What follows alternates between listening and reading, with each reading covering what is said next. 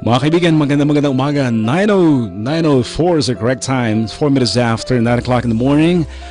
And of course, our honor, it's our privilege to be joined in by the Congressman of Baguio City, Congressman Mark Go. Sir, magandang umaga po. Ay magandang umaga, William, at sa ating mga tagapakinig. Magandang umaga po sa inyo lahat. Sir, napakarami naghihintay na po ng inyong, syempre, interaction with our listeners for this great Sunday. It's a Sunday today, sir, pero you were able to spare time for the radio station. Maraming salamat po.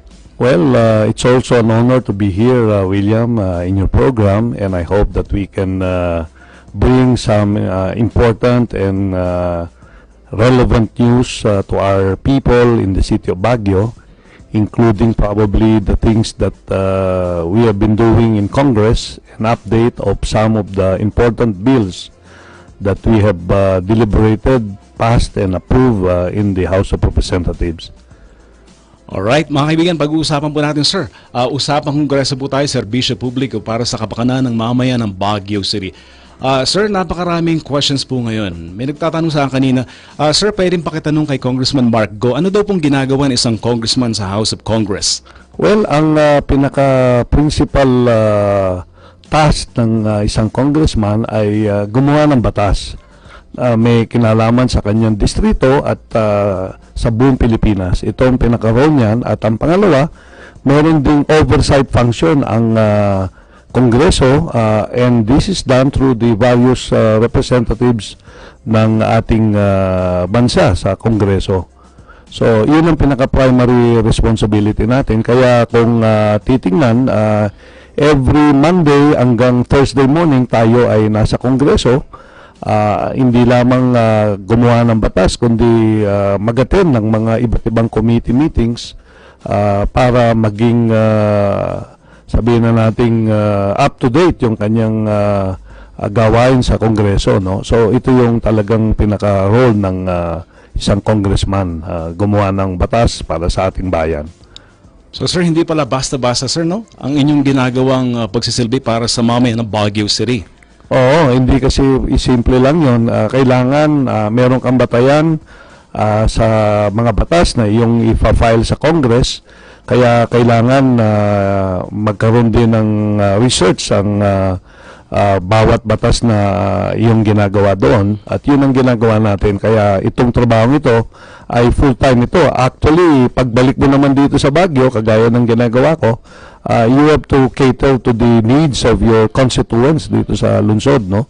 At yun ang hindi ko na-realize na ito pala ay trabaho 7 days a week at 24 hours a day kung kailangan, no? But definitely tayo ngayon ay sabihin na nating happy dito sa ginagawa natin at ito yung napaka-importante kasi ang iyong intention dito ay para pagsilbihan yung mga kababayan at maging sabihin na nating itong gawain natin ay magiging relevant sa mga kababayan natin.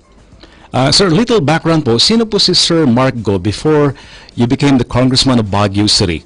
Well, tayo ay isang educator. Meron tayong isang paaralan dito sa lungsod ng Baguio. Pangalawa, dati tayong Human Resources Manager sa isang kumpanya rito sa lungsod ng Baguio.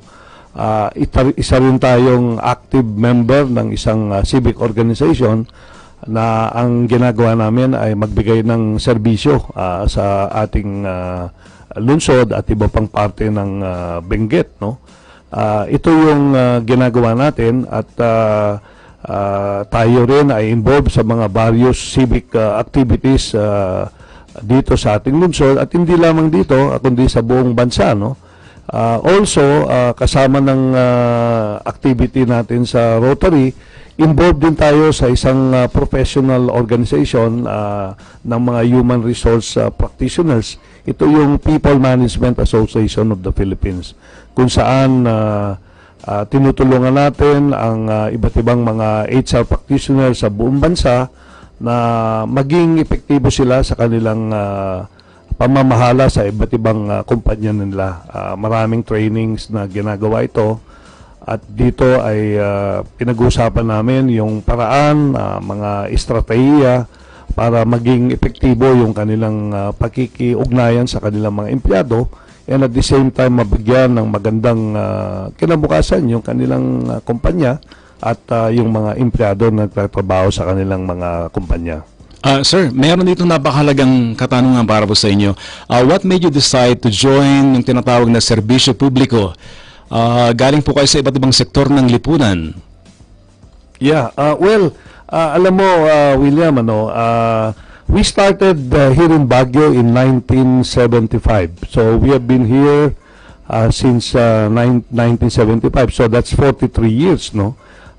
Ang naging dahilan kung bakit tayo sumabak dito sa pampublikong serbisyo ay parang kinoconsider ko ito parang payback time kasi yung success natin bilang isang empleyado sa maliit na negosyo na ginagawa natin, ang kadahilanan dito ay dahil naniniwala tayo na ang Baguio ang naging dahilan kung bakit tayo ay nandito sa ating kinalalagyan ngayon.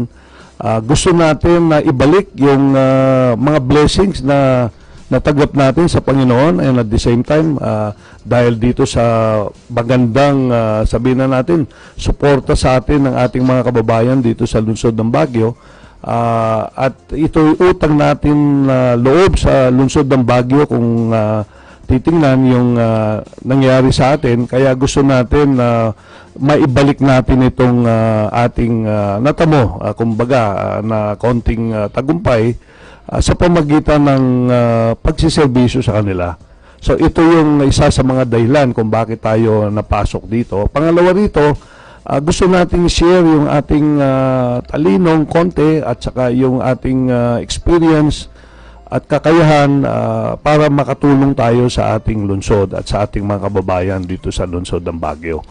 Alam natin na hindi madali ang maging isang leader ng isang komunidad kagaya ng lungsod natin, pero this is one way of expressing our thanks to our people through this kind of service na walang halong pagkukunwari o halong may pansariling interes. Ang talagang layunin natin ay magbigay ng buong buo ang serbisyo natin sa ating mga kababayan. So ito yung mga kadahilanan at alam natin meron tayong magagawa para sa ating lungsod. At pangapat nito, gusto nating maging parte ng solusyon at hindi parte ng problema. No? We want to be part of the solution, and this is one way of sharing yung expertise natin, talent, time for our people. At yun ang naging gabay natin sa ating pagiging congressman magmula nung tayo'y naging congressman nga noong 2016. Sir, marami nagpapabati po sa inyo. Dami nakikinig po ngayon. Andrea Satlawana, good morning daw po. Ito ang ating mga Baguio people. Good morning din sa mga texters natin at mga nakikinig sa programang ito. At lalong-lalo na yung nasa Facebook natin ngayong umaga. And sir, Noralyn Tangalin na Luben, good morning daw po sa inyo, sir. Good morning, Noralyn din sa iyo. Ayan, isang estudyante po ng UC Lindon, Gikid Apostol Ali, good morning po. Good morning. Alam nyo, ako'y nagturo din dyan sa UC, dating Baguio Colleges Foundation. Anong year po kayo nagturo sa UC po, sir? I think 1978 yata yun, o 1979. Ito yung mga dekalidad ng mga teachers dati ng UC. Magagaling po yung mga teachers natin dyan sa Baguio Colleges Foundation or UC. Nagturo tayo ng macro at saka microeconomics dyan sa UC. Ayan. Sir, pakibati po lang ating Board of Trustees, si Ma'am Nancy ng UC. Mga kabarkada niyo po ito, sir. Yeah, binabati natin si Mr.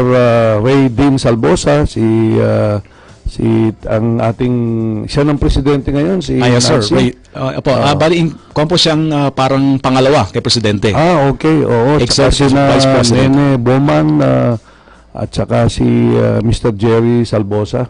Sir, ang chairman at po pang mga officers, si Mrs. Aguinalde. Ayan. Binabati rin natin siya ng magandang umaga. Mga kaibigan, natin mong special guest, Congressman Mark Go ng Baguio City, usapang Kongreso, serbisyo publiko para po sa lungsod ng Baguio, para sa mamamayan ng Baguio City. Eto naman po, sir. Okay, pwede po natin, Congressman Mark Go, isa-isahin po natin ang inyong mga accomplishments sa House of Congress. So what I will be doing po, sir, I'll be flashing on screen. Pasensya na, sir, hindi ako nakuha ng prior na permission na i-screenshot.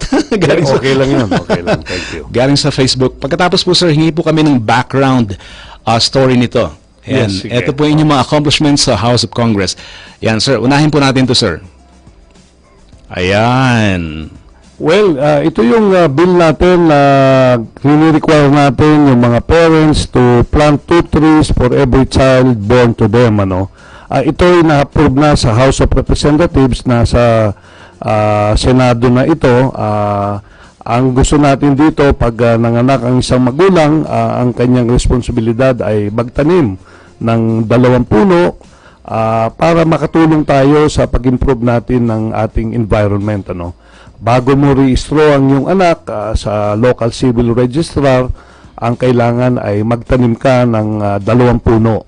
Itong punong ito ay manggagaling, free of charge ito, galing sa ating Department of Environment and Natural Resources at ng Department of Agriculture.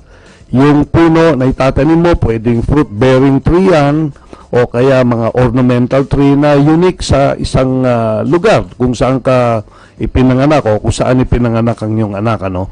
At yung may responsibilidad na lumaki ito ay ang mga magulang.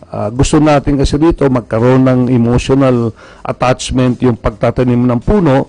Can you imagine kung limbawa yung anak mo ay 5 years old na ngayon, 10 years old, ang ibig sabihin niyan, yung punong inyong tinanim ay 5 or 10 years old na rin, no? So, yun ang isa sa mga kadailanan kung bakit gusto nating ito'y maging batas para makatulong talaga tayo sa ating kasalukuyang environment na kondisyon. At isang factor ito para ma-mitigate natin yung problema natin sa climate change. Ang galing po, sir. Congratulations po, sir. May nakikinig po sa atin ngayon. We are being watched sa Sydney, Australia, Boyet, The King Carta. Good Sunday daw po, sir. Ay, magandang Sunday din sa iyo. In addition to that, yung lugar kung saan mo itatanim yan, kung meron ka sariling lote, doon mo itatanim yung puno na yan. Ang galing po. Ngayon, kung wala naman, nakalagay doon sa ating bill, ang barangay council sa isang barangay, silang magdidetermine kung saan with the Department of Environment and Natural Resources. Ise-set up yung mga areas na kung saan itatanim yung mga puno na yan ng Department of Environment and Natural Resources in partnership doon sa barangay. Ang galing, sir. Kakaiba. Sir, ito naman po, sir. I was able to watch one time kasama si Senator Gordon dati. Ayan. Ano pong background po nito, sir? Well, tayo ay nag-file ng bill. Ito yung Bliss Development Authority o yung Baguio, La Trinidad, Itogon, Sablan, Tuba, and Tublay. Ang gusto natin mangyari dito ay magkaroon ng joint development ang 5 munisipalidad ng Benguet at ang siyudad ng Baguio. Ito ay napaka-importante sapagkat ngayon kung titingnan natin ang ating lungsod, City of Baguio, ang land area natin is about 57.5 square kilometers. Ang populasyon is more than 350,000. If you compare this with the other 5 municipalities of Benguet, kagaya ng Tuba, ang Tuba merong about 290 square kilometers, which is almost 6 times the size of Baguio. Pero ang populasyon nila less than 100,000 lang, ano. So malaki ang populasyon, maliit ang malaki ang land area, maliit ang populasyon.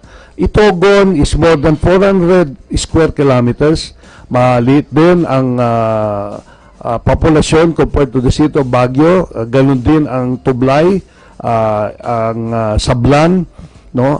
Maliit ang populasyon pero malaki ang land area. Ang gusto natin magkaroon ng joint development dito at merong real, honest to goodness urban planning. Ngayon, para magawa yan, kailangan mag-create tayo ng development authority na ang development ay joint, no? At ang gusto natin dito, magkaroon ng growth itong Bliss Development Authority o yung mga 5 munisipalidad at saka ang siyudad ng Baguio, na ang focus ay isang development na economically progressive, sustainable, environmentally sound, and at the same time people-centered. Para magawa natin yan, kailangan meron tayong development authority. Ma-develop din natin yung mga potentials ng mga libabang mga munisipalidad in terms of tourism, in terms of probably yung mga expansion halimbawa ng mga paaralan, mga pamantasan. Pwedeng gawin naman yan sa Tuba, pwedeng gawin sa Itogon.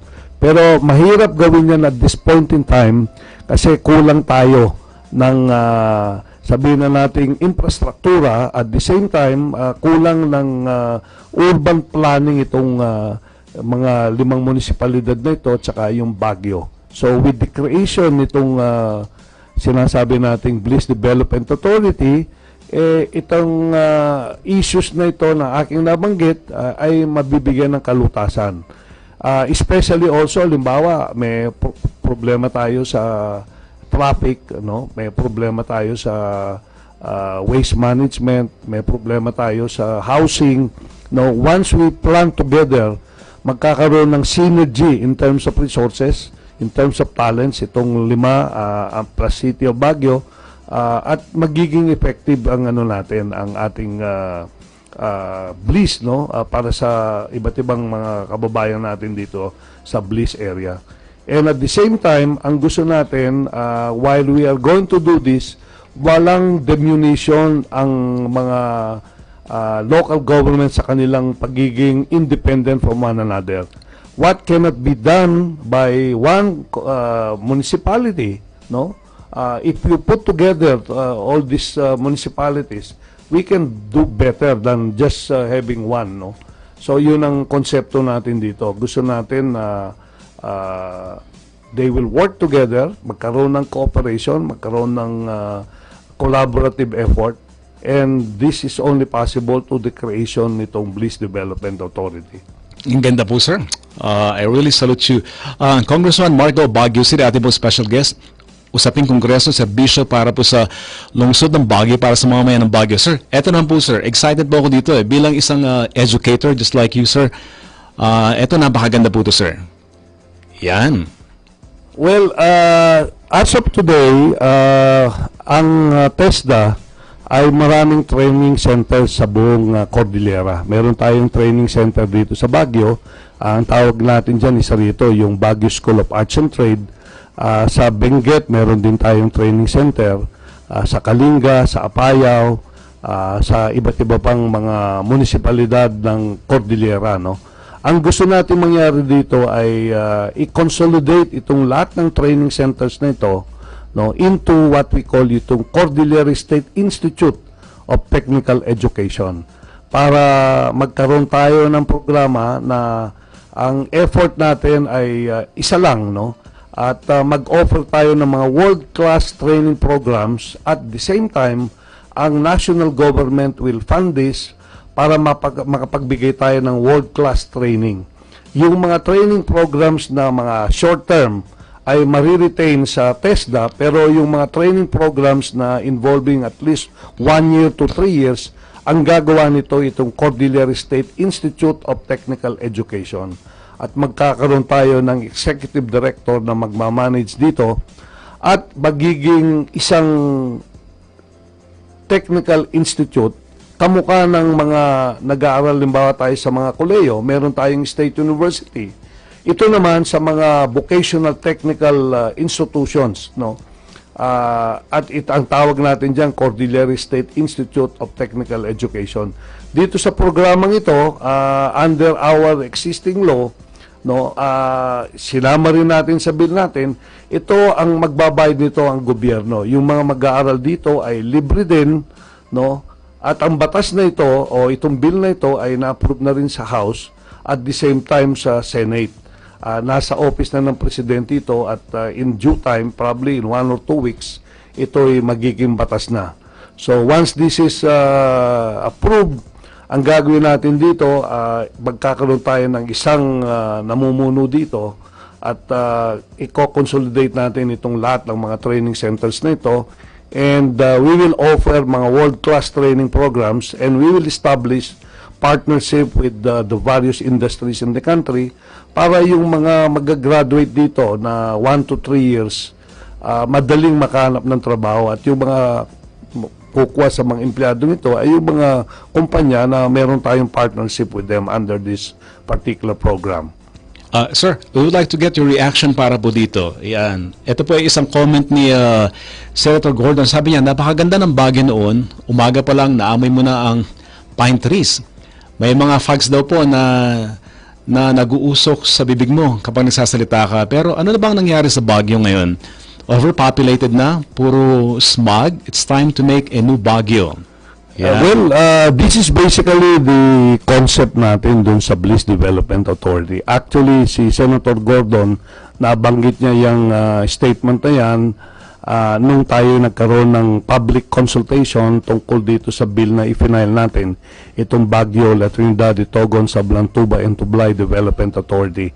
We really need to do something about our city, and at the same time, yung potentials ng ibang munisipalidad ng Benguet ay ma-develop natin, no? Makita natin at matulungan natin na ma-develop din sila, hindi lamang dito sa lungsod ng Baguio. Kasi halimbawa sa aspeto ng turismo, no? Definitely ang syudad ng Baguio, including yung mga munisipalidad ng Benguet, maraming attraction ito. And one of the main attractions nito ay ang weather natin. Ngayon, yung mga kababayan natin na nandyan sa ibang lugar, ang pinapasyalan lang nila ang Baguio City. No? Kung meron mang mga overflow, konti na lang sa iba't ibang lugar. What we wanted to do is magkaroon ng development itong other areas through this Bliss Development Authority para yung mga turista natin, halimbawa na pupunta sa Baguio, hindi lamang sa Baguio, kundi sa ibang lugar within the Bliss area. Kasi maraming mga tourist areas yan na kung magkaroon tayo ng connectivity na infrastruktura, madaling puntahan yan. At mga areas na hindi pa nila napuntahan, makikita nila, no? So ito yung gusto natin mangyari. Pag nangyari yan, we will decongest our city, but at the same time, ma-develop natin yung ating ibang lugar dito sa Bliss, no? So yung kanyang sinabi na nung una, napakaganda ng Baguio, pagpasok mo sa Cannon Road, talagang maamoy mo yung pine. Ngayon, hindi na, which is true, no? Ngayon, ang reason dyan, yun nga, marami ang mga tao na talagang gusto dito sa Baguio, no? Kasi, unang-unang, ganda ng weather, punta ka sa hapon, makita mo nga yung fog, lalong-lalo nung ako'y nandito, every time I go to City Hall, galing ka ng Harrison, makita mo yung fog bumababa coming from the city, no? City Hall, no? Yung isang, sabihin na natin, while we cannot bring back totally yung ganong sitwasyon, I think we need to manage our development, and at the same time, we need to encourage na ating mga kababayan na pwede nating mag-move tayo to other areas within the Bliss area, no? Mga paaralan, yung mga housing natin, yung mga other development, no? Yung halimbawa dito sa Baguio, nandyan ngayon yung export processing zone. We need to help other municipalities na magkaroon ng the same opportunity na magkaroon ng special zone sa kanilang mga iba't ibang munisipyo para ma-develop yung kakayahan nila, and at the same time makita natin na mag-grow din sila. At ito yung pangarap natin, and this can be done through this development authority, no? Can you imagine if we have another special economic zone sa Tuba o sa Tublay? This will or Itogon, no? This will improve yung condition dun sa mga areas na yan in terms of investment, in terms of improve income ng mga tao, at the same time yung income ng munisipalidad, no? Ang export processing zone under our existing law dito sa Baguio, we contribute to the city through the income paid by these companies to the national government about 200 million a year. Malaki ho pala. Malaki yan. Ngayon, kung meron pa tayong isa niyan, we invite companies na mag-put up ng mga kumpanya rito, magkaroon ng investment dito, makakatulong ito sa iba't ibang munisipyo within the Bliss area. Sir, meron pong katanungan galing sa Facebook, galing kay Ma'am Victoria Yu, isa pong taga Baguio City, ang kanyang pamilya na sa California. Sir, ano daw pong dapat gawin natin para mabawasan ang traffic congestion sa Baguio City? Sobrang populated na ang Baguio. Gaya dito sa Amerika, di na pwedeng magtayo ng bahay. Kapag sobrang dami ng tao, may limitation. Well, ang napag-usapan namin ni Vice Mayor Edison Bilog at yung aming grupo, gusto natin magkaroon ng mga in different strategic locations, no, mga terminals, the same time parking, no, and at the same time ayusin yung buong road system natin dito sa lungsod ng Baguio. Kasi hindi ka pwedeng gumawa ng isang palliative solution lang dito. Ang gusto natin, magkaroon ng total review yung kondisyon natin. Ilan ba yung mga sasakyan dito sa lungsod ng Baguio? Ano ba yung capacity ng ating lungsod, yung mga roads natin? Last 2 days ago, nagsalita ako dun sa seminar ng PIC, ito yung Philippine Institute of Civil Engineers. At aking napag-alaman doon, meron pala tayong isang expert sa transportation management dito sa ating lungsod, no? At meron silang sinasuggest na kung paano natin maayos yung traffic natin dito sa lungsod. At isa sa mga items nito, lahat ng mga sabihin na nating obstruction sa road, dapat ayusin yan. Sir, ang daming double parking. Yun, isa pa yun. Kasi karamihan ng mga kababayan natin, meron sila sasakyan, wala namang parking sa kanilang bahay, no? So, ito yung isang dapat nating address yan.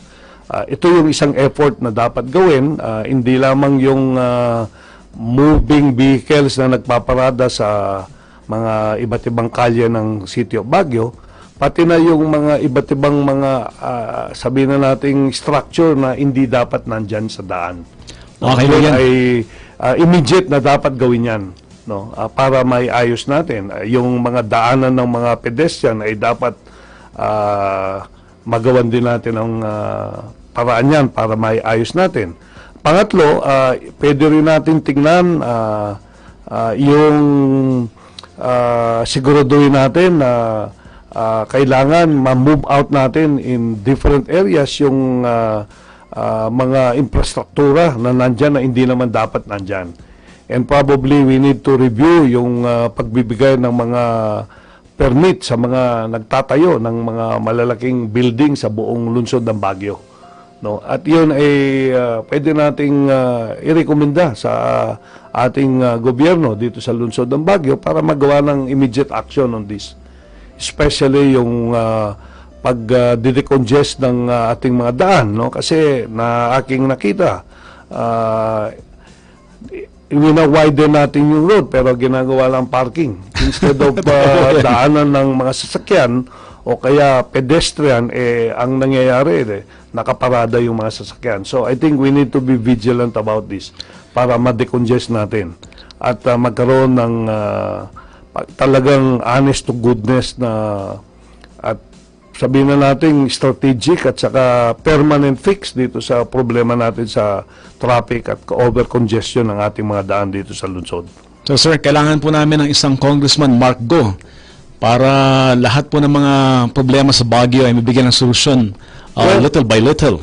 Tayo tutulong dito, no? But ang principal na may responsibilidad dito ay ang namamahala sa lungsod. Tayo ay ang primary function nga natin ay legislation, pero pwede tayong makatulong sa paghingi ng pondo sa ating national government para magawa natin itong dapat natin gawin. Kuminsan kasi ang problema natin hindi lamang yung kakulangan ng pondo, kundi yung disiplina rin ng mga tao. Yes, sir. At the same time, yung dapat daanan ay dapat daanan talaga yan at hindi dapat gawin for other purpose. Sir, eto may nagpapatanong po dito. Sir, ano daw pong inyong stance na pabalitang dati na lalagyan ng parking area itong Burnham Park? Well, tayo against dyan na lalagyan ng parking yung Burnham Park. Nabanggit na natin yan sa ating mga iba't ibang talakayan. Ang gusto natin ay magkaroon ng mga, sabihin nating parking sa mga strategic areas to move out yung mga nasa gitna, no, yung center. So, pwede natin tingnan yung area dyan sa slaughterhouse, no? Yung mga kababayan natin na nagbibiyay going to the central business district. Tagaling halimbawa sa Tomay, sa La Trinidad, sa Tublay, ang pwedeng gawin nila ay magparada na lang dyan sa dating slaughter, no? Kasi merong isang lugar dyan na dating ginagamit na parking ng mga time transit at Yes, saka sir. itong Dakanay Transit, no? Pwede dyan. Merong isang lote ang ito yung Government Service Insurance System na malapit doon sa Baguio Water District. Pwede nating gawin yan, isang terminal, no? Lahat ng masasakyan na galing dito sa Luwakan, sa Kias, Upper Dagsyan, Lower Dagsyan, pwedeng dyan mag-park na lang. At ang Central Business District, pwedeng gawin natin na area na lalakarin na lang ng tao mula dito sa center na yan. Yung isang lugar dyan sa Burnham Park, yung dating library, Yes, actually sir. ngayon ginagamit yan bilang parking. Pwede tayong gumawa ng sabihin na nating maliit na parking dyan na pwedeng maging parking, no? Yung area lang na yon, limited sa mga galing sa lugar na close to this area para yung mga tao can just walk around. Kasi ang ganda naman maglakad dito sa Baguio, no? So sa Central Business District, i-decongest natin yan by putting up itong mga strategic terminals or parking areas para ang tao hindi na magdadrive pupunta sa sentro, dito na lang. At ito'y dapat natin gawin yan sa lalong madaling panahon, no? And we hope that we can partner with the city from my perspective para magawa natin ito sa lalong madaling panahon. So sir, naniniwala po kayo na hindi lamang gobyerno, pati collaboration sa ating mga mamayan? Yes, kailangan magkasama rito ang ating mga kababayan kasi hindi pwedeng magawa lang ng syudad dito na walang suporta ang ating mga kababayan kasi pag in-implement natin to, kailangan kasama sila rito, no? Yes, sir. Sir, ito, marami nagpapag-greet po ngayon. Many are so happy today. One, because they're able to watch you. Rochelle Bumogaw po, taga Baguio po to. Bantay at Kasangga sa Saudi Arabia. Mga taga Baguio din po ang mga members nito, sir. Binabati rin po kayo na ni Sir Bernard Ilyamil. Yan, magandang umaga po, Mr. G. And of course, Jude Malikdan. Good morning, Mr. G. And kape daw po, Congressman Go. Ay, magandang umaga sa inyo dyan. I hope you're all doing okay dyan sa Saudi Arabia at yung mga iba nating mga sa ibang lugar. Binabati rin po namin kayo ng isang magandang umaga. Meron tayong actually bill tungkol dyan sa mga overseas foreign workers natin ito yung pag-include nila doon sa pag-cover sa SSS So pwede na silang sumapi o maging member ng SSS kung sila ay nagtatrabaho sa ibang bansa. Naipasa namin ito sa bicameral committee.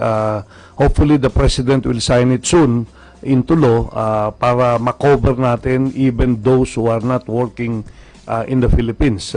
As long as they're working abroad at gusto nilang maging member, no, ng SSS, pwede silang sumali dito para ma-enjoy din nila yung benefits na pinoprovide ng SSS. Maganda. Para sa ating mga OFW, sir, isang grupo po ng mga kickboxers ng Baguio City, headed by Louie Roy Camunao Corpus. Good morning daw po. Ay, good morning, Louie, at yung mga kasama mo dun sa grupo ninyo dyan. Magandang umaga din. Ayan, sir, mga financial analyst po ng ProLife.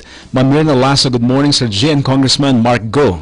Mirna, good morning din. Marami tayong kaibigan dyan sa ProLife. Si Celia Kun, ang isa sa mga kasama natin dati sa Texas Instruments na nandyan ngayon sa ProLife. Ito po sir, isa pong doctor. Siya must be a teacher of Baguio Central University, Ma'am Pieces Joe. Hello po, Congressman Go. Go, go, go, go! Sabi niya. Good morning at maraming salamat. Medyo nakaka-inspire yung mga message ng ating mga texters at yung nasa online nating mga viewers. Sir, ito ay BCU sir, isang school, BCU Baguio Central University. Baguio Central University. Yan, sir, ang dating councilor ng Baguio City, si Councilor Sir Balisong, nakikinig po ngayon. Good morning, Councilor Balisong. Yan. Magandang umaga. Ito naman po, sir. Let me just flash this on screen. Ito po, yung about sa increase ng excise, tax and fuel na talagang binantayan nyo, nakaraan. Yes, tayo nag-file ng joint resolution number 21, kasi naka-schedule o nag-increase na actually yung excise tax sa gasolina by 2 pesos starting January of 2019. Before January, tayo ay nag-file sa Congress ng Joint Resolution 21 para isuspinde yung pag-implement ng excise tax. Actually, after we have filed this, several weeks after, our President has suspended actually yung yung excise tax na 2 pesos. But several weeks after, the President has reversed his original suspension dahil dun sa recommendation ng kanyang mga economic managers. Kasi ang nangyari, bumaba ang presyo ng gasolina sa world market from $80+ per barrel, bumaba ng to as low as $60 per barrel. Kaya ang ginawa, itinuloy yung pag-implement ng excise tax na 2 pesos. But still, itong ating joint resolution ay nasa committee level. Ito'y tatalakayin pa namin kasi there are other factors that we have to consider in this implementation ng excise tax. At inaasahan natin na ang ating presidente ay titingnan niya ulit yung kanyang original decision na talagang dapat isuspend dito.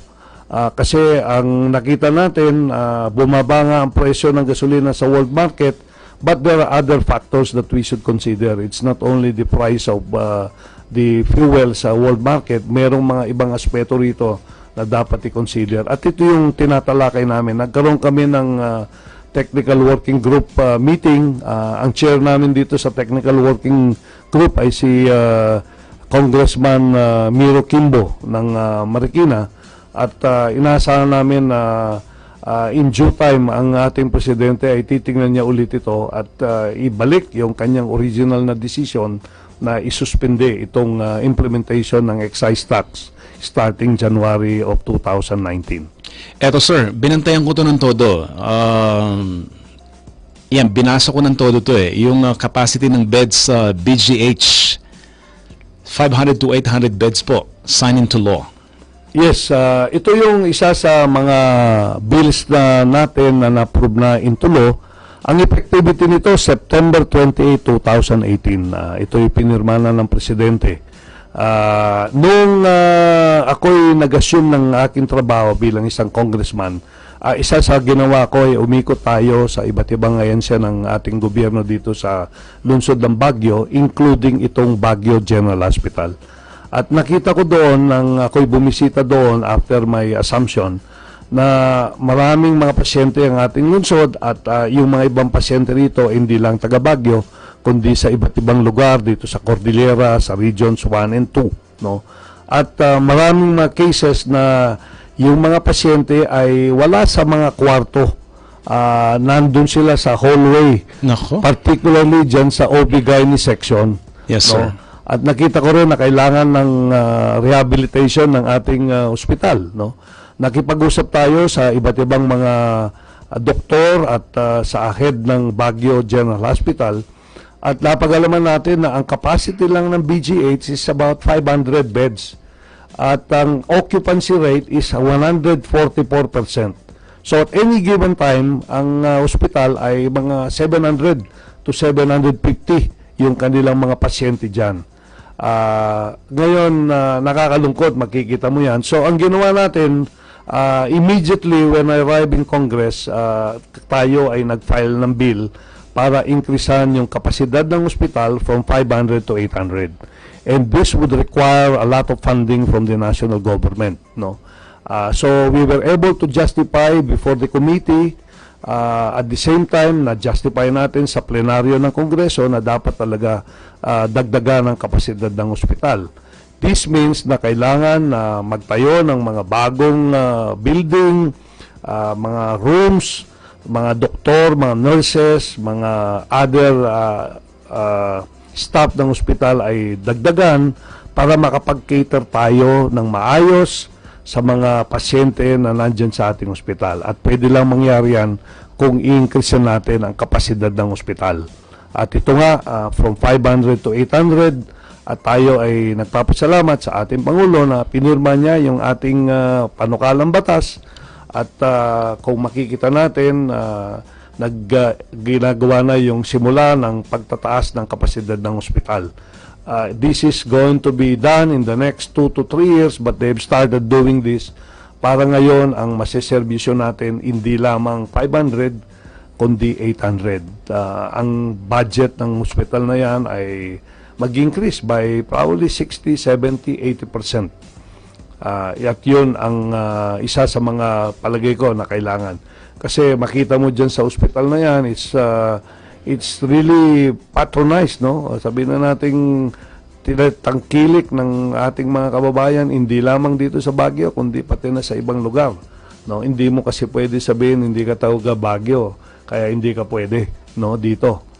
Kailangan, kahit na sinong pumunta dyan, ay pagsilbihan at bigyan ng magandang treatment ng ating mga doktor at mga ibang empleyado na nagtatrabaho dyan sa Baguio General Hospital.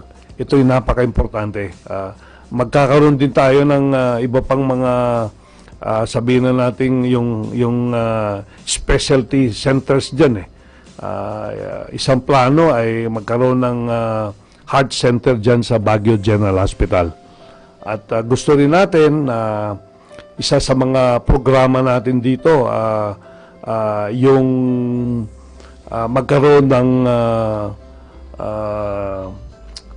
itong tawag natin yan, yung dialysis center, no? Dyan sa Baguio General Hospital. Marami naghihintay niyan, sir. Yes, dami. Actually meron na tayong mga equipment dyan ngayon, maraming kinekater na yan, an average of about 600 to 650 people per month, no, na nagda-dialysis na 2 to 3 times a week dyan. Ang gusto natin na meron din akong isang bill dyan na magkaroon ng free dialysis in all hospitals in the whole country. Galing, galing. Ito yun, na ipasa na natin sa committee level, sa technical working group, and also in the committee on appropriation. It will be read for second reading this coming week. At inaasahan natin na ito'y may sa batas before we end our 17th Congress. Ito yun, gusto natin lahat ng national provincial hospitals sa buong Pilipinas magkaroon ng ito yung tinatawag nating dialysis center, at the same time magbigay ng free dialysis treatment sa lahat ng pasyente na talagang sabihin na natin yung mga indigent patients natin. So ito'y kasama dito sa bill na i-final din natin. Mga kaibigan, natin mo special guest, Congressman Mark Go ng Baguio City, usapang Kongreso, serbisyo publiko para po sa lungsod ng Baguio at syempre para sa mga mamayan ng Baguio. Sir, may nagpapabati po galing sa Thailand, si Ma'am Tisha Rubang. Yan, nasa Thailand po siya, taga Baguio po siya. Si Doktor. Yung dating teacher ng UC po, sir, ng chemistry, ng health one. At sir, binabati po kayo, great program, great guest, Sir Congressman Go. Blessed Sunday po. Apo. Magandang umaga po at maraming po salamat. Yung teacher po natin sa UC din yun, si Dr. Rubang. Ayan po, si Dr. Dalawa pong doctoral niya kasi Dr. first name niya, tapos may doctoral degree siya. Ganun ba? Dr. Rubang. Opo. Ayan, pinakamagaling, one of the best teachers sa UC. Sir, binabati po kayo ni Edina Kitano Pikpikan. Good morning, Sir G and Congressman Go. Ay, good morning din po at pagpalain po tayo ng ating pong Panginoon Diyos. Ayan, Sir BDM Damasco Marchan. Hello, Congressman. Ay, good morning. Hello din. Ayan, ang aking batchmate po sa Mascom and UC dati, si Tatang Edong Carta. Si Bumabati po Tatang kayo. Edong, good morning. Pagaling na broadcaster din yan, William. Yan, magaling. At ating pong Filipino community sa Canada, sa Alberta, Canada, si Ma'am Bibiang Loren, nakikinig po ngayon. Magandang umaga, Bibin, at binabati natin ang ating mga kababayan dyan sa Canada. Kami napunta sa Russia nung Yes sir, eto. several months ago. We represented the Philippines dyan sa meeting ng International Conference of Asian Political Parties. So yun ba yung ICAP na tinatawag? Yes, sir, International Conference. Ito ba yun sir? Sa screen niyo? Tayo ay nag-attend dyan. Ito yung International Conference of Asian Political Parties. We represented the Philippines at doon tayo ay nagsalita at tinalakay natin yung importance ng mga political parties in helping improve our country. So ito yung isa tayo sa mga nag-represent dito. At sa aming pagdalo sa Russia, we met also yung ating mga OFW sa Russia. And we dialogue with them, we try to understand yung concerns ng ating mga kababayan na nagtatrabaho ngayon sa Russia. I think we have about 8,000 people in Russia. Ang dami ho pala. Marami doon. Dami. They are asking us to help them in terms of securing yung kanilang mga visa, no? And we are going to meet with the Russian ambassador para magkaroon ng formal na agreement between the Philippines and the Russian government, ano? Kasi ang kasalukuyang sitwasyon doon, meron silang mga visa, itong mga commercial visas, no? But walang other visas that are issued to them. So kailangan makipag-usap tayo sa Russian government, and our committee na pumunta doon, we are scheduled to meet with the Russian ambassador para ma-define natin yung other visa that might be used by our Filipinos who are working there in Russia. Malaking tulong po yan. Sir, may nagpaparegards po sa inyo. Regards kay Congressman Apo William, galing kay Tatang Edong Carta. Yan, nag-message siya ulit. Thank you, Tatang Edong. Hindi kita nakita kahapon dyan sa C-Radio kasi medyo na-late tayong dumating dun sa programa natin. Ayan. Sir, yung batch namin nung way back in college, kami nila Dobby de Guzman, nila Edong Carta, magkaklase po kami sa classroom. Kayo pala yung talagang magagaling na media people at saka yung Mascom lahat kayo, I suppose. Yes sir. Bali, nag-start po kami actually sa Bombo Radio eh. Pero pinakauna sa amin sir, si Carta. Yan ang magaling sa PR. Magaling yan. Idol ko yan. Ito naman po sir. Ito, gustong-gusto ko to sir. Maraming salamat sir. Ito yung meeting namin sa mga OFWs natin sa Russia ito. Ayan. So, kumusta na pong ating mga OFWs po sa Russia? Well, yun nga, nagpahatid sila sa amin ng kanilang mga concerns, yung kailangan nila. Maganda naman yung kanilang kondisyon doon. Ang inaano lang nila, karamihan sa kanila, merong mga undocumented din sa Russia at ito yung gusto natin tulungan. Kasi pag ikaw ay pumunta sa Russia, because hindi naman masyadong matagal pa ang ating relasyon, lalong-lalo na sa pagpapadala ng mga tao sa Russia, karamihan dyan hindi galing diretso from the Philippines to Russia. Merong mga iba dyan galing sa Saudi, sa Middle East, and they get commercial visas going to Russia. After the commercial visa, at pag ikaw yung nagtrabaho, yung visa mo doon, hindi na pwedeng gamitin yung commercial visa. So, kailangan magkaroon ng yung working visa. Ito yung gusto naming ipahatid sa Russian government through the ambassador. Sumulat na kami, and this letter of ours in Congress was endorsed by our speaker. Kaya in due time we will have a meeting with the Russian ambassador para ma-define natin itong kailangan ng ating mga kababayan at matulungan tayo na magkaroon ng specific na visa na pwedeng magamit ng ating mga kababayan sa Russia. And sir, binabati po natin ang IBP Pampanga chapter. Ang Vice President po ng IBB Pampanga Chapter, Attorney Ponciano de la Cruz, ay nakikinig po ngayon, sir. Sir, pwede niyo ba siyang i-greet, kausapin sila sa Kapampangan? Pwede po. Ako po marunong din Kapampangan. Maya pa abak po kayo, attorney. Nakal po salamat kaya kayong greetings ka na ako, Kenny. At we expect na okay ko po king Pampanga. Dakal ko po kaluguran king Pampanga. Oh, galing, sir. Sir, pwede mo, Ilocano naman, sir. Mga Ilocano, pakigreet po sila. Mga Ilocano naman, dito sa Baguio City. Well, naimbag agsapakada kayo amin. Maraming pong salamat. Diyos agina. At tayo po ngayon ay nandito para makitalakayan sa inyo. Kung meron po kayong gustong itanong, pwede po nating sagutin yung mga tanong po ninyo. Ayan, sir, meron po kaming sorpresa para sa inyo, sir. This one is quite personal. It went on to be out on your Facebook, sir. Ito medyo romantic po to, parang teleserye. Ganun po. Ayan, sir, ito. Ayan, sir. Ayan, sir. Ito. Well, isang wedding actually ito. And, itong wife ko, si Sol ito, kasama natin dito sa pagsisilbi sa lungsod ng Baguio. Birthday niya noon, nung January 5 yun eh. And it was a working day for us eh. So, we just had, celebration dun sa birthday niya. Kami-kami lang, the whole family. And we just want to thank the Lord for, for giving her another year, and we prayed hard that things will be okay for the whole family. Ay, sir, pakibati ho pala ang inyong family members po, sir, yung mga kids po ninyo. Alam mo, William, I have 8 children, actually. I have 6 boys and 2 girls. All of them nag-graduate ng mga yan. At meron tayong isang anak na isang missionary sa ibang bansa. Ay, talaga po. Sa church namin. Opo.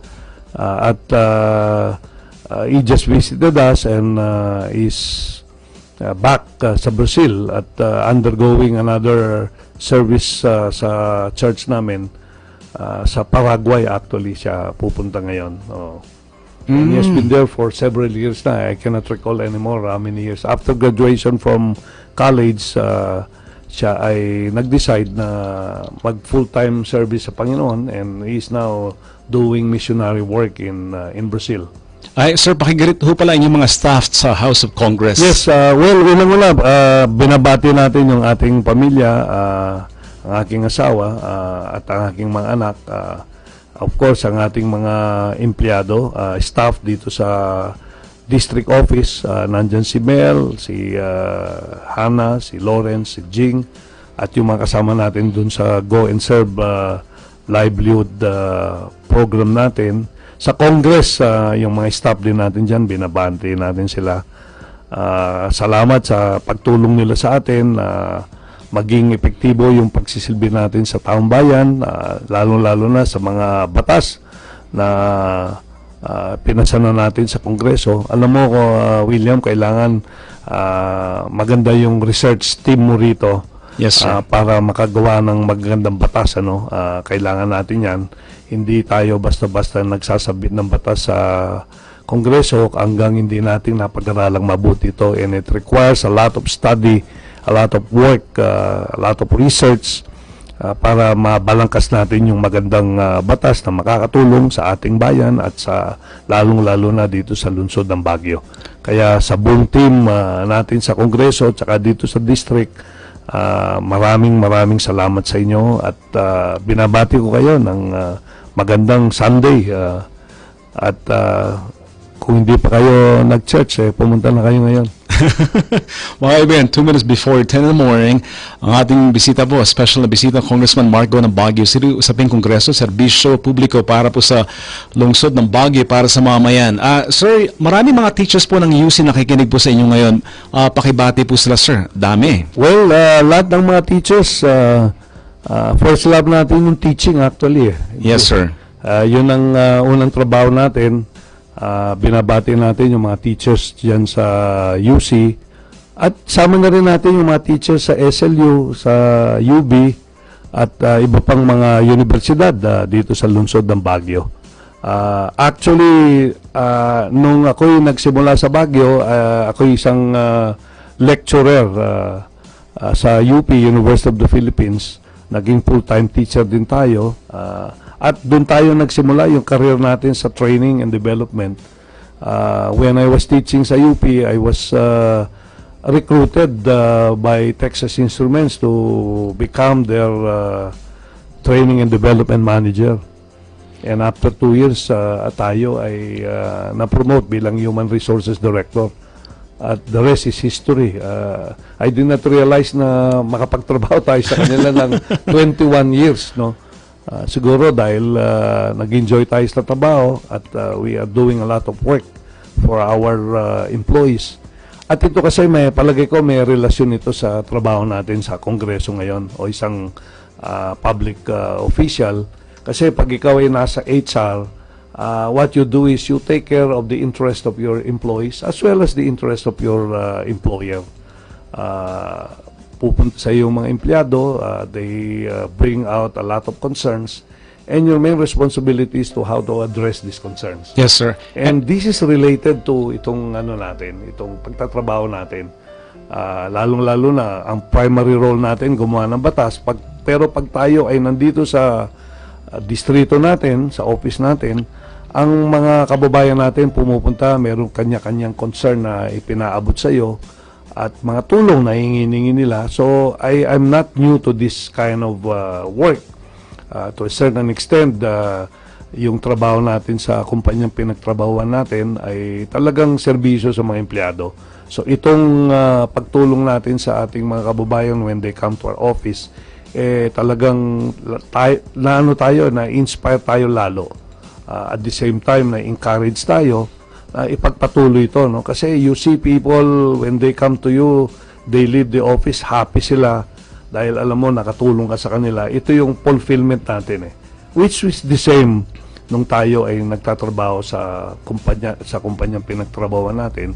Plus the fact na na-involve tayo sa civic work ng ating involvement sa Rotary at saka dun sa People Management Association of the Philippines. So, merong sabihin na nating relevance yung ating naging karanasan sa pribadong sektor, no? So you really need to enjoy what you're doing. Yes, sir. Sir, may nagpapatanong po rito. Ano daw pong inyong Facebook name? Open ho ba? Saan po daw matatagpuan ang inyong opisina sa City Hall? Well, yung Facebook natin, Mark Go, tapos Baguio. Lang yun, Mark Ogo Baguio. Baguio. Oo, yan. Open yan. Sir, Public. makikita ba dyan lahat ng mga nagawa sa House of Congress? Yes, nandyan lahat yan. Kung gusto nilang ma-access din ang Kongreso para malaman nila yung lahat ng mga bills na final natin, yes, sir, author natin, nandyan sa website ng Congress, i-type yung www.congress.philippines.org, no? At i-click yung makikita mo doon, paglabas yan makikita yung Congress, lahat ng mga congressman nandun, yes, i-click yung pangalan natin. Pag na-open yan, makikita yung yung mga committees na member tayo. Pwede rin nilang tingnan yung mga privileged speeches na diniliver natin sa Congress. So naka-document po lahat yan? In the last 2 years, we have delivered 6 privileged speeches. Dami, sir, no? Iba-ibang issue na tinalakay natin dyan. At yung committees natin, 16 yan. Vice Chairman tayo ng Committee on Basic Education at ng Foreign Affairs at member tayo ng 14 other committees. At gusto rin natin ipaalam, makikita rin nila dyan, yung attendance natin sa Kongreso, 100% tayo for the last 30 months. Yes, sir. Nakita ko yun, sir. At sa mga committee, we have attended almost all committee hearings. Whether we have a bill in that committee or not, as long as we are a member, we attend and participate actively in these committee meetings. So, sir, di ba na trabaho, no? Serbisyo para sa publiko? We are very serious with our job. And ayaw nating sirain yung pagtitiwala at paniniwala sa atin ng ating mga kababayan. Tayo ay nailagay dyan para pagserbisyon sila ng buong tapat, at the way to express our appreciation to them is to do a good job in the work that we are assigned to do. Yes, So, sir. ito yung ginagawa natin. Ito, sir, mga mass comm students ng UC, binabati po kayo, sir. Good morning daw po. Ay binabati rin natin at ng good morning yung mga estudyante natin dyan sa University of the Cordilleras. Maraming salamat sa inyong pakikinig, at kung pwede silang magtanong, okay din yan, di ba? Yan, maganda. Sir, napapanood po tayo sa YouTube ngayon, sa Ustream, pati sa Twitch. So, we are reaching around the world. Yan. Ay, thank you. Ito, ito yung isang napakaganda sa technology, no? Ayaw po. Before, alam mo, tayo ay baby boomer, no?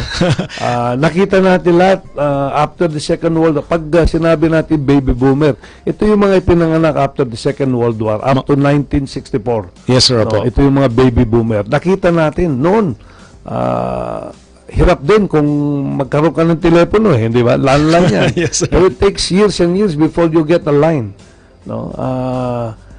Nag-change lahat, no? Nakita namin yung talagang nagsimula na wala talaga, tapos nag-grow yan, and up to this time, ito makita natin ang transition ng ekonomiya, ng politika, and to me, this is one of the best generations, kasi nakita mo lahat, na-experience mo yung kahirapan, Yes, sir, ang po. pagsisikap, ang prosperity, kumbaga, ang pag-asenso from a feudal economy to ganito, isang sabihin na nating progresibong ekonomiya.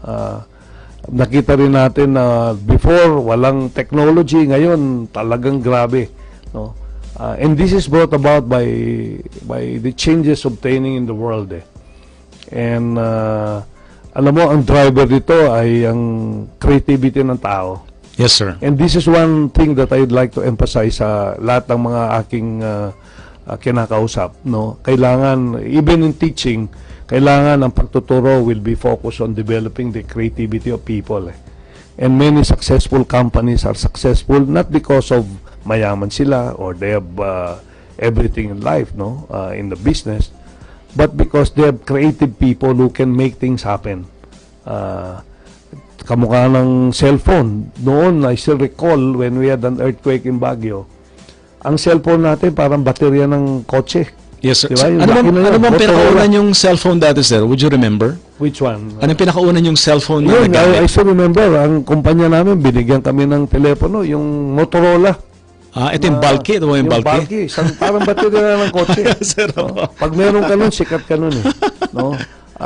And ang susunod doon, yung palit ng palit ang cellphone. Ayun, 3210. Abutan ko yun. 5210. mga Nokia ganun. yun. Yes, Do opo. you know that 60 to 70% of the chips that are used by Nokia in that cell phone before are made in Baguio, Ng TI. ng TI. Oo. Kaya, Kaya ang isa sa pinakamalaking customer ng kumpanya ay ang Nokia, no? opo. Ngayon, ang nangyari, hindi nag-innovate ang Nokia kasi panay analog yung kanilang technology dyan. Naiwanan sila. No? Anong sumikat? Samsung. Yes, sir. Number one. Apple, computer. Opo. Lahat yan nandun. I still recall, meron kaming IBM 370. Ito yung IBM 370 kasi laki ng buong building mo rito. Yung isang corner dito, no? Matindi ho pala yun. Matindi. But now, hindi mo na kailangan yon. Ito Yes, na sir. yon, yung mga ito na yung smartphone natin, nandito na lahat. So, naging globally competitive na po tayo. Communication Yes, globally. In terms of quality, productivity, cost, yield, Yes, sir. talagang competitive ang Pilipino. In terms Magaling of, ang Pinoy, sir. Oo, yung Magaling. cost natin, pwedeng mas mababa tayo sa ibang bansa. Yes, sir. Yung quality ng output natin, mas maganda. Masipag ang Pinoy po talaga, sir. Oo, pag binigyan mo ng challenge ang Pilipino, kayang-kayang ayusin kahit na ano pa yan, no? So, I think kaya rin natin dito na mag-improve tayo. Basta gusto natin, we can do it. So, sir, magtulungan po tayo. Yes. Gobyerno, pati mga tao. Eto, sir, may pahabol po rito sa House of Congress po. Ayan, ito maternity Yun, leave days 105 days po. Ano ito? Ito yung bicameral conference committee meeting namin. We represented the House of Representatives. Kasama ko rito yung congresswoman ng Quezon City, si Congresswoman Bernadette D, si Edsel Lagban, ako, we were representing Congress then, I mean the House of Representatives. Then yung si Senators Nancy Binay at saka si Ria Ontiveros, ang Senado. We discuss yung maternity benefit ngayon, no? Actually, sa ngayon, ang benefit natin sa mga nagmamaternity, 60 days. 60 days po. 60 days. Ngayon, itong conference committee namin, nag-agree kami na gawing 105. Ang House of Representatives, ang in-approve namin is 100 days. Ay po. Tapos Senado is 120 days. So merong sabihin na natin pagkakaiba yung kanilang version with that of the House. So nagkaroon kami ng BICAM, yung Bicameral Conference Committee meeting, and we agreed na gawing 105 instead of 120 or 105. Ang ano bang logic ng 105? Under the International Labor Organization na guideline, they encourage countries to give 98 days. 98 days. 98 days. Ngayon, under our existing law ngayon, ang paternity leave ay 7 days. Ay po. Oo, ang ibig sabihin niya, pag nanganak yung asawa mo, you are working, you are the guy, you are entitled to a 7-day paternity leave. No? Ngayon, para madagdagan, kabi nila, kulang daw yung 7 days sa paternity leave. If you are the girl na nag-deliver ng baby, yung asawa mo, pwede siyang mag-enjoy ng additional 7 days kasi in our bill, pwede mong i-transfer yung 7 days from the 105 para magamit ng iyong asawa. Ang galing po, sir. So, Magandang kaya kaluwagan yan. naging 105 days yun. Sir, marami pumapalakpak na. Ganun ba? Ngayon, maging 14 na ngayon ang paternity mo because you will be allowed by law to transfer yung 8 from the 105 to your husband. So, yun ang kaya naging 105. Ay, sir. I hope the President has already signed this one kasi in-approve na namin to sa BICAM. Galing, sir. Marami makikinabang po niya, sir. Marami Lalo makikinabang. na. Tayo hindi na kasi hindi na manganganak yung ating asawa. Medyo ano na. Alaga. Sir, may nagpapatanong po dito. Bilang isang congressman sa House of Congress representing Baguio City, what is a typical day like for Congressman Mark Go sa House of Congress sa Manila? You know, ako'y nasa Kongreso at exactly or even before 9 o'clock in the morning. Ang session namin actually is 3 o'clock. Before it was 4 o'clock in the afternoon. But every 9 o'clock, 9:30 from Monday to Thursday, meron kaming mga committee hearings. Ay po. At ako'y member ng 16 committees nga. And in most cases, ang hearing namin nagkakasabay-sabay. No? So, yun ang typical natin. From 9 o'clock, we are in Congress, attending committee meetings, hanggang 3 o'clock in the afternoon. Kasi maraming committees no? At lalo na kung meron kang mga bills na final, kailangan subaybayan mo yan. At yes, para sir. masubaybay mo yan, dapat nandun ka sa mga committees. Kasi dun ina-approve yung committee yung bill bago maisampayan sa plenaryo, no? So hindi biro, sir, no? Hindi biro yun kasi ang probably I need to tell you kung paano yung proseso diyan. So pagkatapos noon,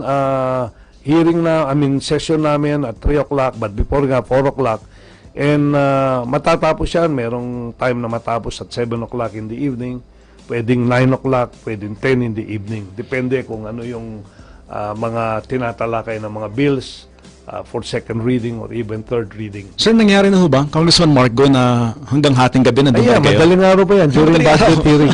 Mabot ng 3 o'clock up to 4 o'clock in the morning. Grabe. Tuloy-tuloy yan, no? Depende kung ano yung mga issues na nasa agenda ng Kongreso, no?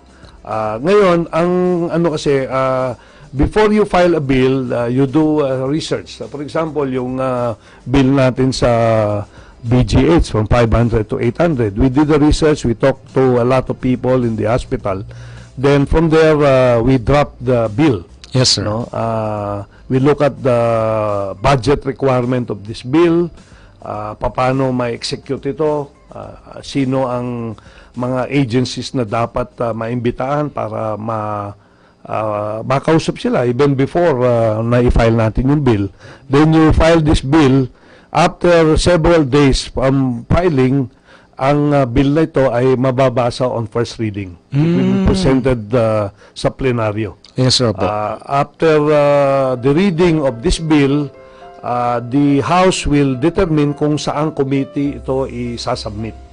For example, yung bill natin, sa Committee on Health ito sinubmit Yes, sir. after first reading. Then the Committee on Health will schedule a public hearing on the bill that you have filed. And they invite all agencies concerned that will have an impact on this bill. So, nandun ang Department of Health, nandun ang even the Baguio General Hospital was invited, the Department of Finance, kasi kailangan ng budget dito so kailangan nandun sila. No? And all other agencies that have something to do with the bill that we have filed. Once the committee has approved, let's say, ang assumption natin na approve yan, it goes now to either to the Committee on Ways and Means or the Committee on Appropriation. So, yun. Committee on Appropriation kasi ito'y nangangailangan ng budget.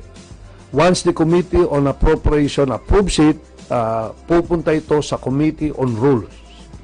Yung Committee on Rules will deliberate on this and schedule it for inclusion in the plenary agenda. No? I-schedule ito ng Committee on Rules na tatalakayin ito for second reading. Sasabit yun sa committee, tapos ilalagay sa agenda ng plenaryo. During the plenary discussion for second reading, magkakaroon ng debate and interpellation dito. Yes, sir. Pagkatapos ng debate, if there are amendments na gustong i-propose on the original bill, i-manifest doon sa plenaryo.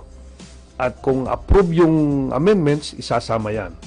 Then, after the approval of the amendments, close na yung amendments, it will be voted upon kung approval ng House on second reading.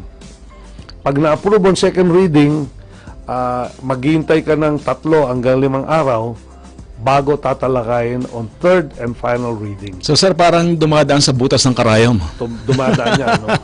Doon sa second reading, doon ka pwedeng magtanong, mag-object, magbigay ng suggestion, mag-amenda o i-retain mo yung provision ng bill. Yes, sir. After that, you go on third and final reading where all members of Congress will vote yes or no on the bill that has been proposed.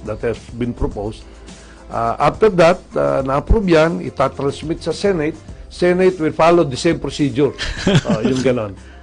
Once the Senate approves it on third reading, kung walang amendments ang Senate o kaya walang counterpart bill, tuloy-tuloy na yon.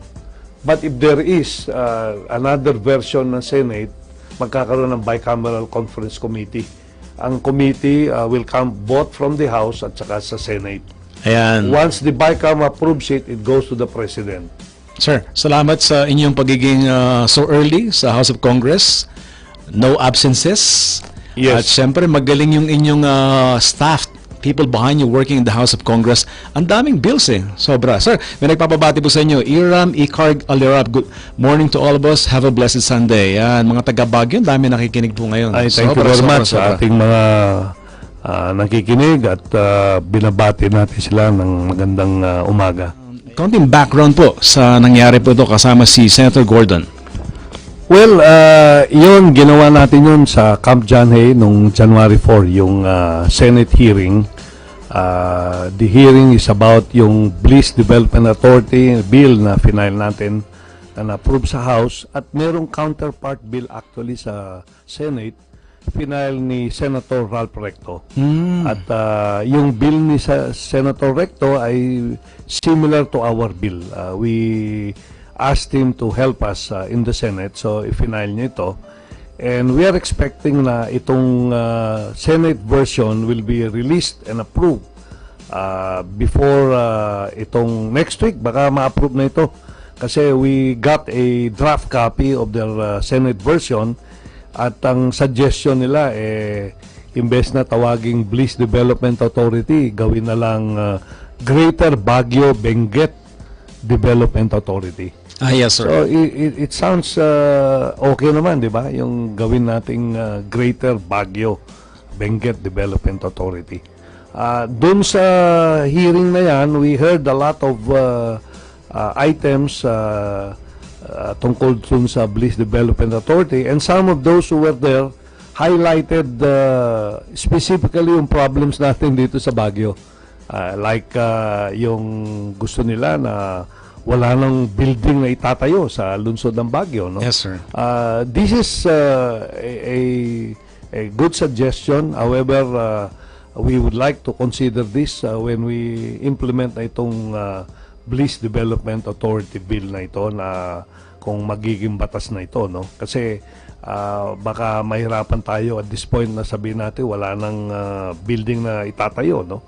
Kailangan siguro maging selective tayo. At ako, ang suggestion ko rito, magkaroon tayo ng review dun sa zoning natin. Ang zoning siguro kailangan yung mixed development, no? Kagaya sa ibang bansa, ayaw natin na sa isang lugar pare-pare yung area lang, isang, let's say, hotel lahat, no? Yung mga ibang countries, ang sa kanila mixed development sa isang komunidad merong simbahan, merong restaurant, no? Yes, pero in harmony yung sizes ng mga buildings, halos pare-pareho, no? Merong residential, merong commercial area, para yung mga tao hindi magko-converge sa isang lugar. Kasi ang nangyayari ngayon, halimbawa sa lungsod natin, gusto mo manood na sine, isa lang ang lugar ang pupuntahan mo, no?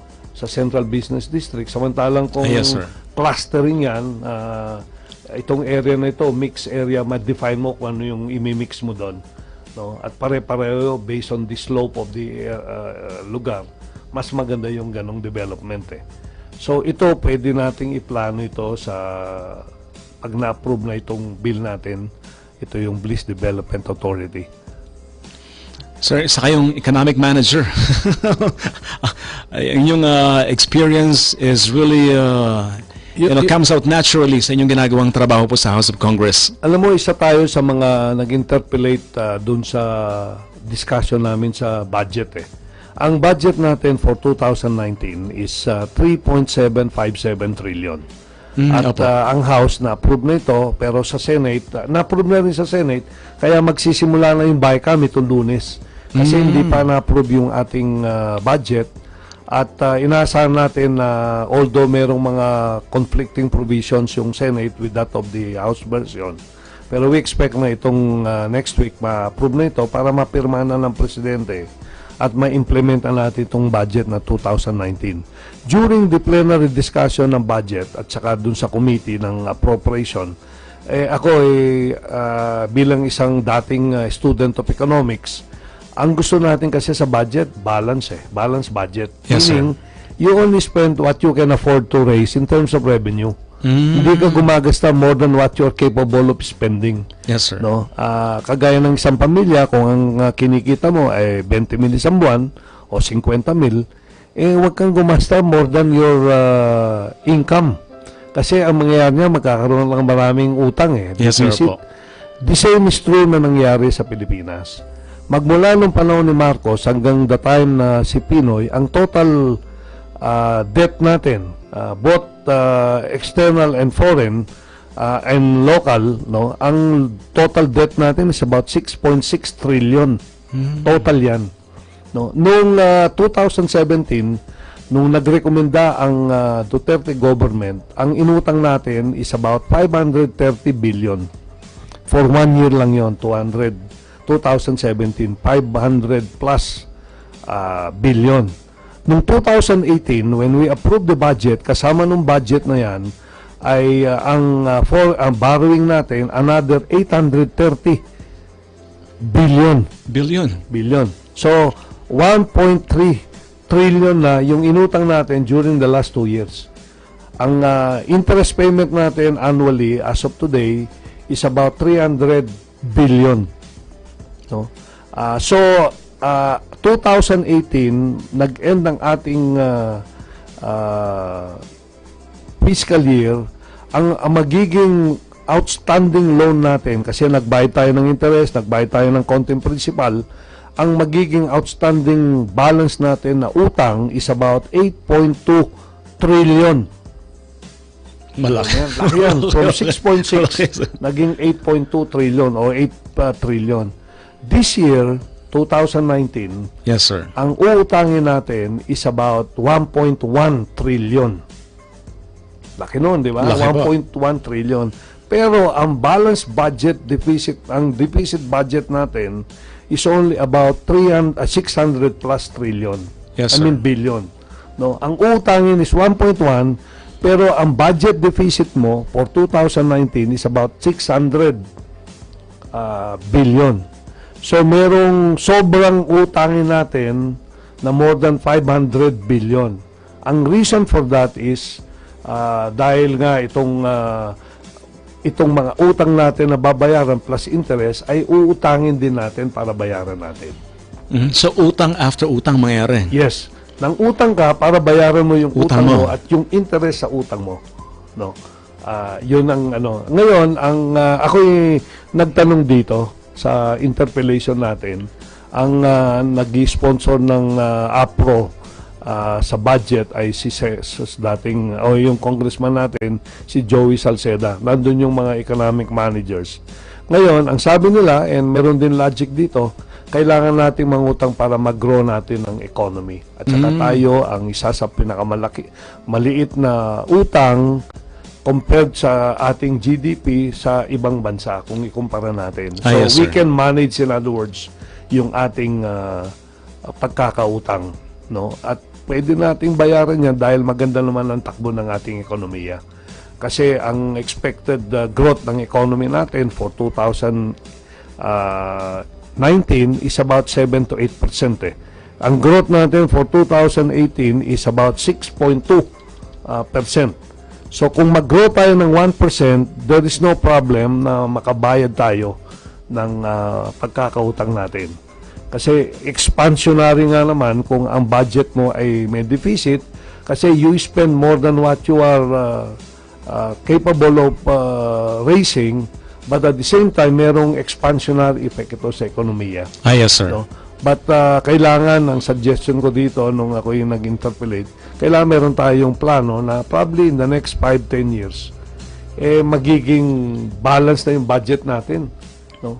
Kasi kung kumikita tayo, dapat, kung ikaw ay nangutang, babayaran mo yung pagkakautang mo sa kinikita ng yung inutang. Diba?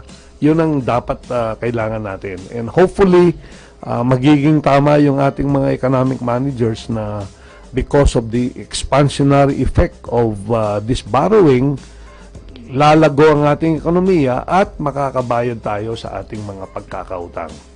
Okay naman yung standing natin in terms of the schedule of payment ang ginagawa natin, but definitely it would be good. Can you imagine if you are paying 300 billion na utang, na interest lang yon? Kung magamit mo na yon sa iba, no?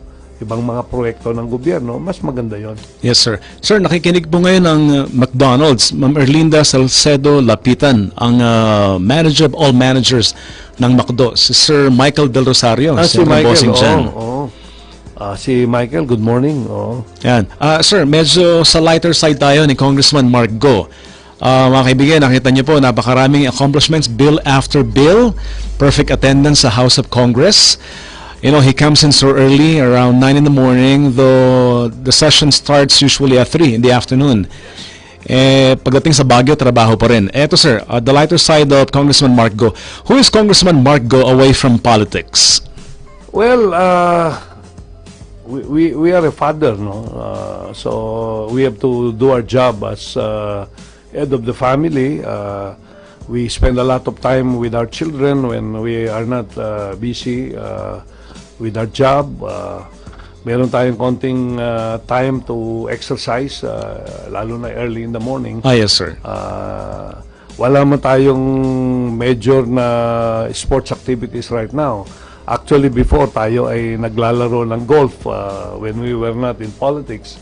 But this time, I literally quit playing golf because it takes a lot of time to play golf, no?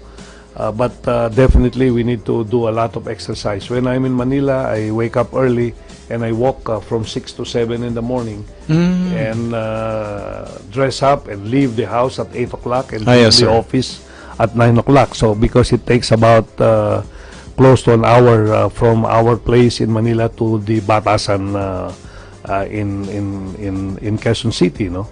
So yun ang ginagawa natin. Plus we spend ngayon kasi yung mga anak natin may kanya-kanya ng ginagawa din, so we do communicate a lot through itong cellphone natin. Yes, sir. But at the same time, we see to it that we meet regularly, if possible, once a week. We have lunch or we have dinner in Baguio, but it's hard to convene all my children because they are everywhere in the country, you know, at saka meron na silang, all my children are college graduates na rin sila. Ay, congratulations po. Iba may mga master's degree na rin. Yes, sir. May kanya-kanyang trabaho at may iba may kanya-kanyang negosyo, no? I have only one, well, sa bahay ngayon, we have 3 of our children who are single, no? Kasi the 5 are married already and they are everywhere. Before, yung isang anak ko nasa ibang bansa, yung isa naman nasa ibang bansa rin. But this time, I think we can from time to time meet regularly yung mga nandito sa Baguio. Yes, sir.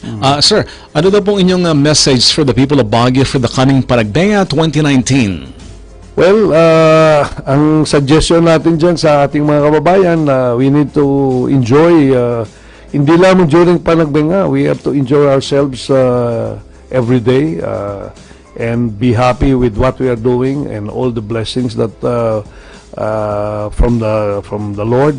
We should be thankful, no, to the mga blessings natin. Let's, if possible, if we can invite people to visit Baguio, not only during Panagbenga, but outside this scheduled celebration. Ngayon, alam natin na yung mga iba nating kababayan during this time na may Panagbenga, medyo worried sila because of the traffic, no? Ang pinaka-critical siguro dito yung March 2 and 3 na we expect more people to come. So I think it's you can do a lot of things, you know, and probably free yourself from so many things during these days, yung March 2 and 3. If possible, if you can do other things and not sabihin na natin maano natin, pero dapat itong celebration natin is not only for, you know, for people outside of Baguio, but it should be for people in Baguio. Yes, sir. No? Para sa Baguio talaga. Kailangan magawa natin to para sa atin. Hindi yung we are doing this Panagbenga only for people coming from the outside. Yes, sir. It should be enjoyed by people who are from Baguio. Ayan. Yun ang number 1 natin gustong mangyari. No? Sir, at yung mga activities, I would suggest na we do activities for our people. Maganda yan. Oo. Mukhang hindi pa nangyayari yan. Kailangan natin yan, mga activities na yan. Hindi yung ilan lang ang nag-i-enjoy dito. Kailangan tayo mismo ang taga Baguio. Enjoy natin itong celebration ito. Ayun, sir, may nagpapatanong po, pahabol. Ano daw pong inyong stance? Hearsay ba yan na kumakalat na rehabilitation of Baguio? Well, I am in favor na magkaroon tayo ng rehabilitation, but the rehabilitation should be done by us, people in Baguio. We really need to improve our city. Yes, sir. And it is our responsibility to do the improvement here. We should not allow outside people to do the development. Sir, kailangan ba na total rehabilitation like No, Boracay? unang-una, hindi natin pwedeng gawin yung ginawa sa Boracay. Yes, sir. Sasarian. Ayaw natin yung ganon. And it's Boracay is a different situation. I mean, it's a different place. The situation there is different compared to our city. We don't like na we close Baguio, then we rehabilitate. We do improvement in our city and it should be done by us. Maganda. So, kailangan iplano nating mabuti yan. Tayo ang magpaplano bilang mga mamamayan ng Baguio at tayo Yes, sir. gagawa. Kailangan natin ng tulong ng national government, but we will be the one to do the development and improvement of our city. Kaya maganda. It should not be, hindi pwede yung isasara natin ang ating lungsod. Hindi pwede yun. It cannot be done and we would not allow it. Yes, sir. Kailangan nating i-improve, no? At kung ang mga ibang national government would like to help us to do this, mas maganda yon. Kasi what we would like to do is tayong magsisimula nitong rehabilitation ng ating lungsod. Yes, sir. At kailangan natin ng tulong nila at tutulong sila sa atin. Ang Department of Tourism, ang DNR, ang DILG, ang NEDA, and all other government agencies. So, mga taga Baguio City, in collaboration, ating local government. Kailangan natin. Ayan, sir. Ano daw pong inyong mensahe para naman sa Baguio people po? Yan. Kanina pa nagbenga. Ngayon po para sa people of Baguio City. Yan. Any message para po sa ating mga kababayan dito sa Baguio? Well, ang message natin sa kanila, ito po ay atin, ang lungsod ng Baguio. There's no other place than Baguio. Ang kailangan po natin, mahalin natin ang ating lungsod. At tayo po ay dapat magkaisa para po lalo po nating mapaganda ang ating lungsod. Napaka-importante po ang pagkakaisa ng ating mga kababayan para yung pong kung gusto nating may balik yung dating Baguio, madali po nating gawin yan kung tayo po ay nagkakaisa. Hindi lamang po ang mamamayan, kasama na natin dito yung ating mga leaders, magkaisa sa isang vision, magkaisa sa isang layunin para maiayos po natin ang ating lungsod. Kasi po kung tayo ay iwa-iwalay, hindi po natin magagawa yan.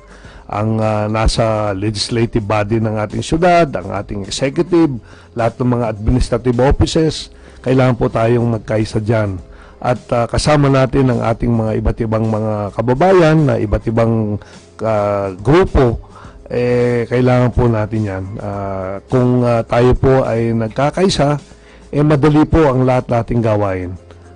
Ako'y naniniwala na kami po ay nandito dahil po sa inyo, kaya kailangan tayo po ay magtulungan. Kung kailangan po nating maiayos, ito po ang ginawa natin, yung pag-ayos ng Baguio General Hospital, yung pong pagtatayo ng Bliss Development Authority, hindi po pwedeng gawin lang yan ng mga opisyal. Kailangan kasama po kayo rito.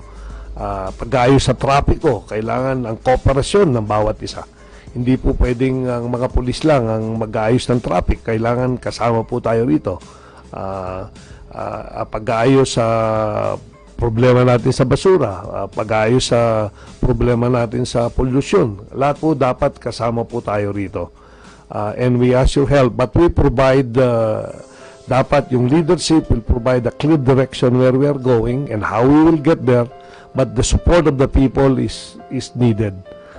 And that support should be, sabihin na natin, dapat overwhelming ang support natin.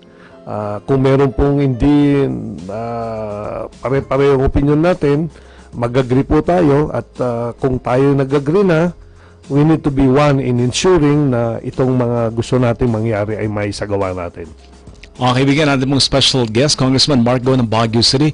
Usaping Kongreso, Serbisyo Publiko para po sa lungsod ng Baguio at siyempre para po sa ating mga Baguio people. Sir, mensahe naman po para sa inyong pamilya, yan, sa inyong mga anak at siyempre sa inyong better half. Well, unang-una gusto kong magpasalamat sa kanilang 100% support sa atin. Yes, sir. Alam mo, William, nung una tayong nag-decide na tumakbo, yung mga anak natin, medyo hesitant sila, no? Pero nung tayo nandito na, nakita nila yung ating commitment sa ating tinatayuan at the same time yung gusto nating ipaglaban yung mga gusto nating mangyari para sa ating lungsod, kasama na natin sila rito. Kaya maraming salamat sa aking pamilya at lahat ng mga tumulong sa atin para may sagawa natin ang gusto nating gawin para sa ating lungsod. At inaasahan natin na kung meron mang sa susunod na ano natin, tutulungan din tayo Ipinapangako natin na lalo nating dodobliin yung ating mga ginawa at mga efforts natin, at we will give more sa ating lungsod pag tayo nabigyan pa ng pagkakataon. And I am assuring our public na wala po tayong inangad kundi ang kapakanan ng ating mga kababayan, at ito po ay ginagawa natin within the highest ethical standard. Kailangan po mataas ang integridad natin dito. Ito po yung pinaka-importante, at ipagpapatuloy po natin ang ating pong layunin, but we do this with the highest level of integrity. So again po, maraming po salamat sa ating mga kababayan, at lalong-lalo na sa mga kababayan natin na nakikinig ngayon. Of course, yung pamilya natin na nakikinig din, maraming salamat din sa kanila at sa lahat. At lalo-lalo na sa iyo, William. At alam ko na isang pagkakataon nito na mag-usap tayo ng sabihin na nating masinsinan. Yes, sir. At nagkaroon tayo ng talakayan before sinimulan natin itong programa, and hopefully we can share more, at kung meron kang mga inputs na gusto mong isabatas, no, pwede nating makonsider yan sa mga susunod na pag-profile natin ng mga bills.